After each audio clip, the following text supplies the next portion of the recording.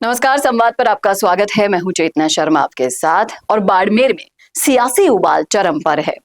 हरीश चौधरी और हेमाराम चौधरी की जोड़ी ने गदर मचाया हुआ है।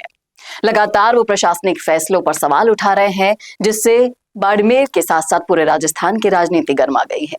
हाल ही में धोरीमन्ना में उन्होंने कार्यक्रम रखा, जहां से एक सियासी बहस को जन्म दिया, जहां बायतू विधायक हरीश चौधरी और पूर्व कैबिनेट मंत्री हेमाराम चौधरी के बयानों ने न सिर्फ सत्ता के गणित पर सवाल खड़े किए, बल्कि हालिया प्रशासनिक पुनर्गठन को लेकर जनता की नाराजगी भी इस कार्यक्रम में खुलकर सामने आई।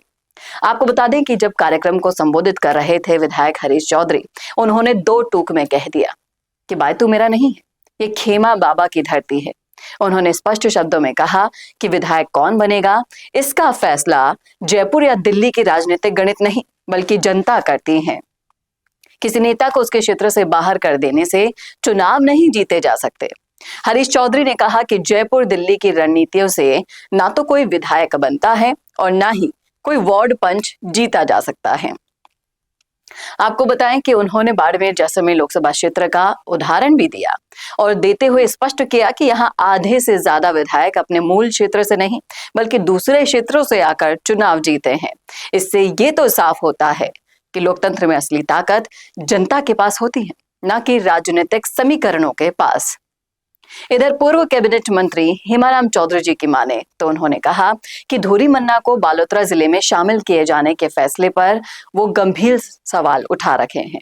उन्होंने कहा कि यदि सरकार को प्रशासनिक पुनर्गठन ही करना था तो धोरीमन्ना को बालोतरा में शामिल करने की बजाय उसे अलग से जिला बनाया जाना चाहिए था। उनके अनुसार सांचौर, चीतलवाना, धोरीमन्ना और गुड़ामलानी को मिलाकर एक नया जिला बना सकते थे, जो ज्यादा तार्किक और जनहितकारी फैसला होता। अगर आप भी वहीं से आते हैं तो बताइएगा जरूर इस फैसले के बारे में। हेमाराम चौधरी ने बीजेपी पर जनता विरोधी नीतियों का आरोप लगाते हुए कहा कि सरकार के फैसलों से आमजन को भारी परेशानियों का सामना करना पड़ रहा है। उन्होंने मांगता क्षेत्र का उदाहरण देते हुए कहा कि अब मांगता की तहसील नोखड़ा कर दी गई है, जो करीब 50 किलोमीटर दूर हो गई है, जबकि धोरीमन्ना मात्र 2 किलोमीटर की दूरी पर ही था।